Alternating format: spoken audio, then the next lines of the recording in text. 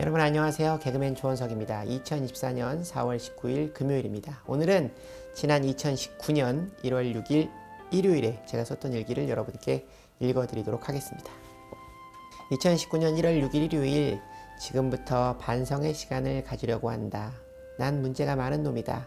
지난 31일 특별 새벽 기도에 다녀오고 그날 밤 송구영신 예배를 드렸다.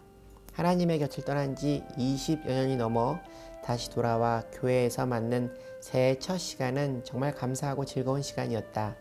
송구영신 예배 끝 시간쯤 이용식 선배님과 함께 진행한 행운권 추첨을 하는 시간도 무사히 잘 마칠 수 있었다. 물론 주님이 함께 해주신 덕분이었다. 송구영신 예배를 드리고 와서 며칠간 감기 기운이 있어 푹 쉬어야겠다는 생각을 하고 누웠다. 그리고 2일, 3일 모두 특별 새벽 기도에 가지 않았고 3일 대구에서 MBC 라디오 공개 방송을 마치고 바로 부산으로 내려가 부산에서 자고 다음날 4일 교통방송 게스트를 마치고 콘서트를 하고 밤 12시가 넘은 시간 집으로 와 잔뜩 먹고 토요일 특별 새벽 기도의 마지막 날도 교회에 가지 않았다. 결국 1일 새벽 송구영신 예배를 드리고 4일간 새벽 기도에 가지 않았으며 오늘 5일째 되는 6일 주일에야 교회에 갔다는 것이다. 그래, 뭐 감기가 심했으니까 쉴 수 있지 라고 생각할 수 있다. 그런데 지나고 생각하니 하나하나가 새해 시작부터 아주 바보같이 산 것이다. 3일 목요일에 시작될 스케줄에 지장을 주지 않기 위해 1, 2일은 푹 쉴 수 있었다. 실은 이것도 잘못된 것이다. 감기로 정신이 없어서 일기까지는 쓸 수 없다 치더라도 감기를 낫게 해달라고 교회 가서 하나님께 기도했어야 했다. 그래, 교회 가지 않았다면 집에서라도 성경책을 읽고 기도드렸어야 했다. 그러나 난 아프다는 핑계로 성경책을 펴지 않았다. 그러면서 자리에 누워 핸드폰으로 SNS는 들여다보고 있었다. 그리고 일하겠다고 3일 집에 나가 말씀을 들여다보지도 않았다. 더 뻔뻔하고 내가 부끄러운 건 그러면서도 방송이나 행사 시작 전 잘 마칠 수 있도록 주님 함께 해주세요 하는 기도를 드렸고 그 기도를 들어주셨다는 것이다. 감사하고 죄송한 일이다. 4일 아침에야 이러면 안 되겠다는 생각이 들어 1대1 양육시간 배운 말씀을 암송을 했고 부산의 모텔방에서 기도를 드리고 하루를 시작했다. 그리고 4일 금요일 그날 밤에 돌아와 어차피 빠진 거 내일까지 쉬자 하는 생각으로 밤늦게 라면을 먹고 늦잠을 잤다. 그리고 송구영신 예배 때 주신 말씀을 정리하겠다는 다짐도 있고 일요일 교회에 가기 위해 우리 집에 온 큰 누나와 잡담을 하고 그냥 무의미하게 시간을 보내고 잤다. 그리고 오늘에야 교회에 간 것이다. 작년 말부터 감기 기운이 있어서 연초 쉬었던 시간이 나에게는 하나님께서 쉬라고 주신 시간인지 아님 새해 시작 내 마음을 시험하시려 감기를 주신 건지 잘 알 수 없다. 내가 감기 핑계를 대고 무의미하게 보낸 시간을 자책하는 걸 보면 자세히는 몰라도 무언가 잘못됐다고 나는 생각한다. 그 며칠의 시간을 보내는 동안 내 여자친구는 중요한 일이 많아서 감기 걸리면 안 된다고 하나님께 기도드렸더니 싹 나았다고 자랑하며 말했다. 난 그에 비해 믿음이 부족했던 것이다. 더 정확히 나는 여자친구에 비해 간절하지 않았던 것이다. 간절한 마음으로 하나님을 붙잡은 여자친구가 나를 부끄럽게 했다. 요즘 그녀는 나보다 더 열심히 말씀 공부를 하므로 내가 보기에도 하나님이 그녀와 함께하는 것이 느껴진다. 난 무언가 생각하고 이해하는 반면 그녀는 무조건 외우고 받아들인다. 놀랍게도 그녀의 실생활의 행동과 생각도 변화하고 있다. 이제 내 식대로의 하나님을 만나는 일은 여기까지인가? 더 이상 내 생각이 아닌 무조건적인 말씀의 암송과 공부가 필요한 것인가 하는 생각을 해본다. 지난 며칠간 마음이 불편해지거나 내 안에 평온이 사라진 것은 아니다. 자꾸 이게 아니라고 나를 자책하게 만들었다. 지금 일기를 쓰며 머리가 멍해지는 느낌이 드는데 감기가 심했을 때는 정말 심하게 머리가 멍했다. 그래서 교회에 가서 주시는 말씀을 알아듣지 못할 바엔 푹 쉬고 하루라도 빨리 컨디션을 회복하자 하는 생각이 들었던 것이다. 지금 딱 정확히 드는 생각은 이거다. 머리가 멍하고 컨디션이 안 좋았어도 무슨 말씀인지 모르겠어도 그냥 소리내어 성경을 읽자. 그리고 새벽 기도를 될 수 있으면 빠지지 말자. 다녀와서 시간에 쫓겨 이 일기를 못 쓰더라도 그냥 교회를 다녀오자. 일기 쓰려고 교회 다니는 건 아니지 않나? 내가 하나님을 만나는 이야기를 글로 남기고 싶은 거지. 이 일기를 쓰기 위해 하나님을 만나는 것은 아니라는 말이다. 뭐가 먼저냐는 것이다. 내가 죽을 만큼 몸도 움직일 수 없을 만큼 아픈 건 아니었다. 그러나 난 머리가 멍하고 컨디션이 안 좋아 목사님께서 주시는 말씀도 못 알아들을 것이고 교회에 다녀와서 일기를 못 쓸 것 같은 컨디션이니 그냥 교회에 가지 말자가 내 결론이었던 것 같다. 하나님은 중심을 보신다. 교회에 가서 목도리로 칭칭 동여매고 마스크 쓰고 그 자리에 앉아있다 와서 다시 잤어야 한다. 머리가 멍해서 기도를 드릴 수 없었어도 눈 감고 머리 숙이고 있었어야 하는 것이다. 난 지난 며칠간 이걸 못했다. 쪼다 같은 놈. 감기에 걸리니 복권 맞은 것처럼 기뻐하며 핑계가 있으니 뒤도 안 돌아보고 누워버린 것이다. 잠깐 일기를 멈추고 기도드려야겠다. 4일은 대구에서 부산으로 이어지는 일정이었으므로 4일 하루는 그럴 수 있다 치더라도 나머지 날은 그러면 안 됐다. 갑자기 엄마 생각이 난다. 엄마는 내가 아파서 학교에 가지 않는 것을 용납하지 않으셨다. 죽어도 학교에 가서 죽으라는 것이 엄마의 가르침이셨다. 덕분에 난 초등학교 6년을 개근상을 받았다. 내 기억에 몇 명 없었던 것 같다. 지금 세상의 이야기와는 좀 다를 수 있지만 엄마는 성실을 중요시 하셨던 것 같다. 그 덕분에 난 엄살을 부리지 않는다. 그리고 난 어느 자리에서든 나름 잘 버티고 자리를 지키는 편이다. 새해 시작을 이렇게 부끄럽게 시작해서 하나님께 죄송하고 나의 이런 행동으로 하나님께서 실망하지 않으셨을까 걱정이다. 죄송합니다. 앞으로는 예배 시간을 지켜 그 시간 교회에 앉아있는 것을 최우선으로 하겠습니다. 그 시간 하나님을 바로 만나고 교통하기 위하여 좋은 컨디션을 유지하기 위해 노력할 것이며 그 후에 이 일기를 쓰는 일로 좀 더 깊이 하나님 말씀을 묵상하고 내 삶에 대입시켜보는 순서를 갖겠습니다. 내 마음에 불편했던 점들을 이 일기를 쓰면서 스스로 방법을 찾을 수 있어 다행이다. 이 일기로 찾은 방법들을 행동으로 옮기는 원석이가 되기를 내 스스로에게 바란다. 자, 그럼 지난 송구영신 예배 말씀과 오늘 2019년 첫 주일 말씀을 정리해 볼까? 송구영신 예배는 감기로 정신이 흐릿해서 잘 받아 적지 못했다. 그래서 유튜브에 있는 말씀 영상을 참고하며 정리하려고 한다. 송구영신 예배, 장애물에 도전하라. 여호수아 3장 1절부터 13절 말씀까지이다.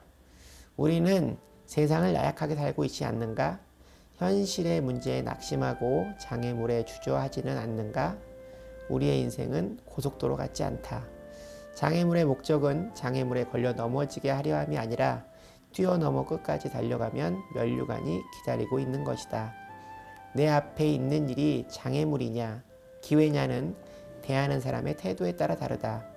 모든 기회에는 어려움이 있으며 모든 어려움에는 기회가 있다.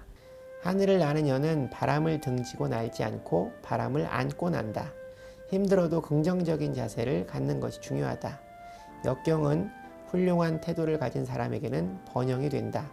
오늘의 말씀은 광야 40여 년 여정을 거쳐서 약속의 땅 가나안에 들어가기 직전에 요단강 앞에 서 있는 이스라엘 백성들이 허락하신 약속의 땅에 들어가기 위해 준비하는 장면이다.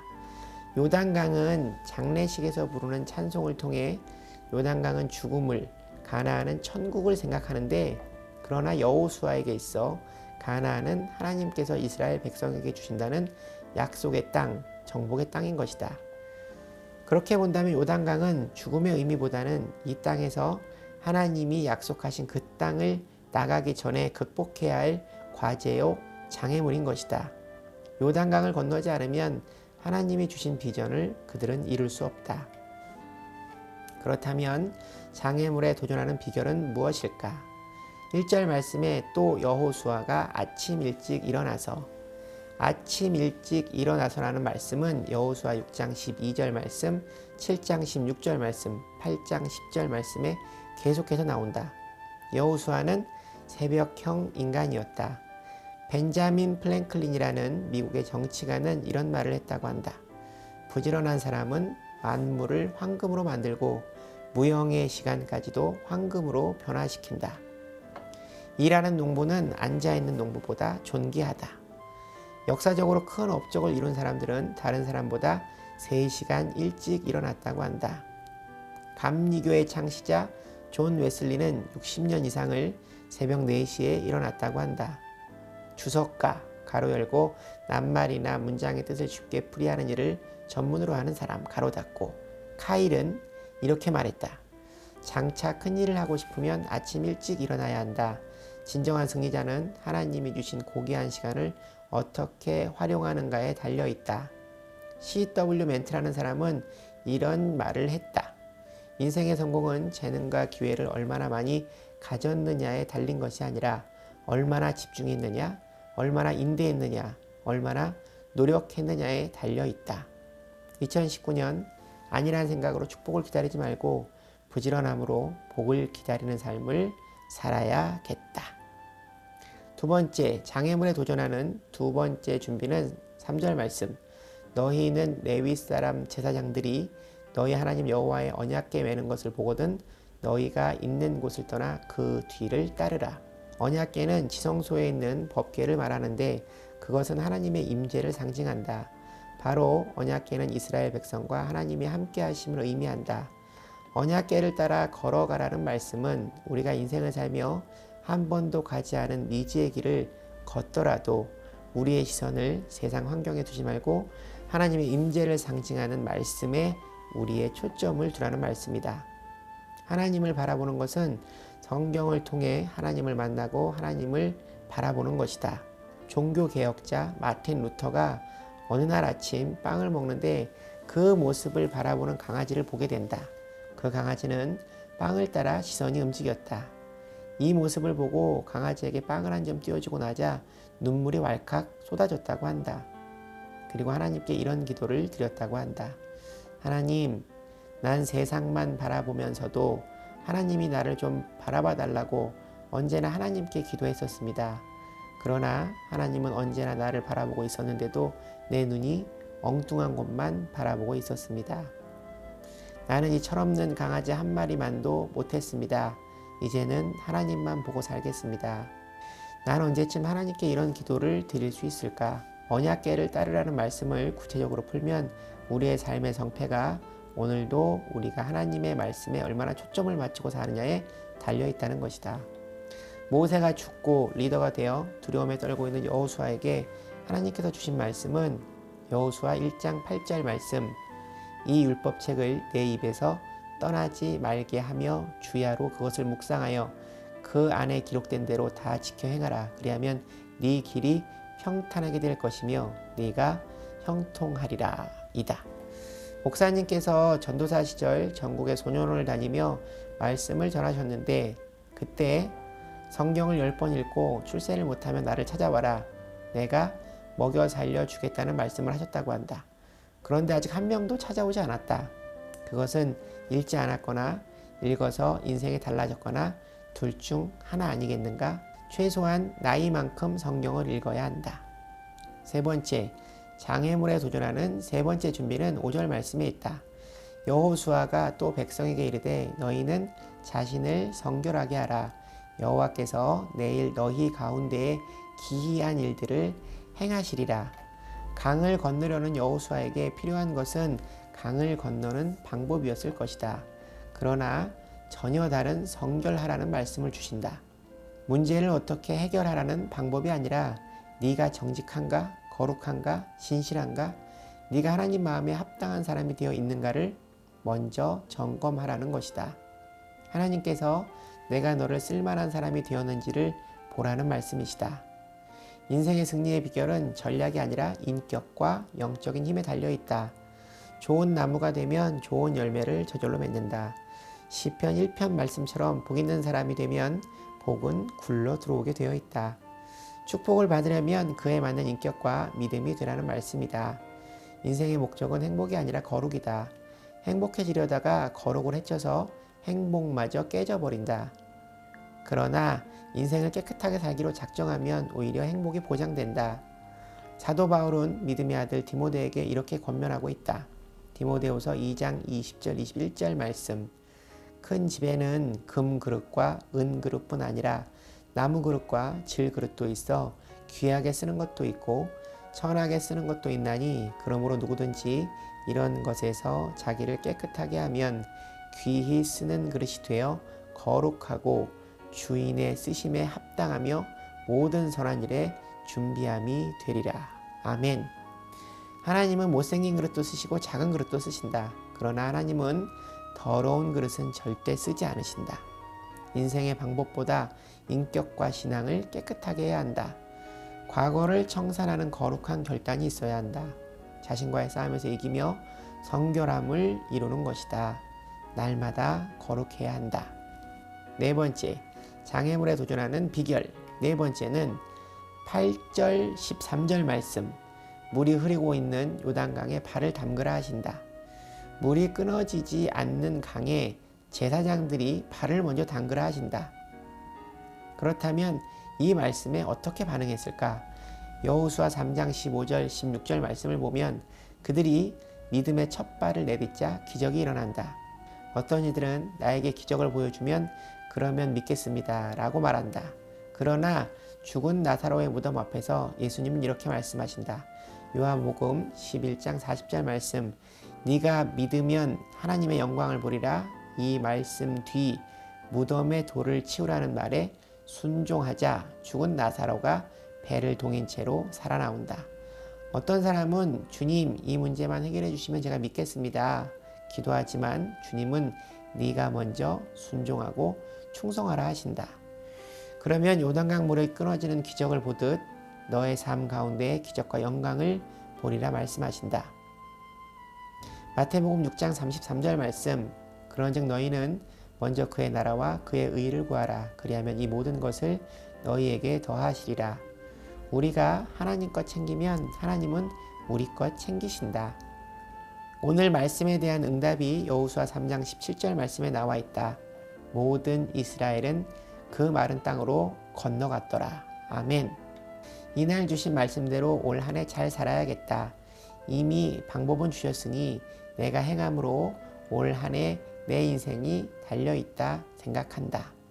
내 인격의 그릇을 주님의 말씀으로 거룩함으로 잘 닦아 물기를 말려두어야겠다.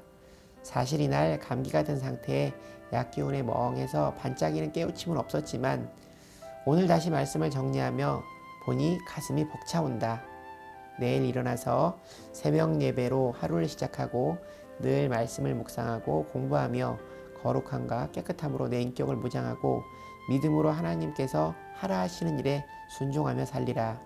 하나님 손 꼭 붙잡고 어린아이가 키 큰 아빠 올려보듯 하나님만 바라보며 살아야지.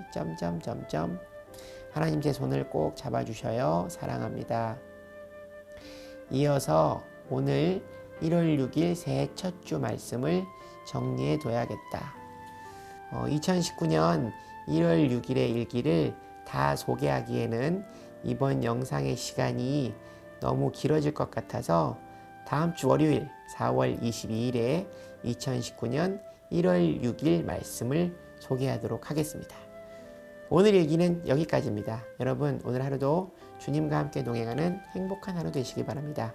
슈브 여러분 주님께 돌아오세요.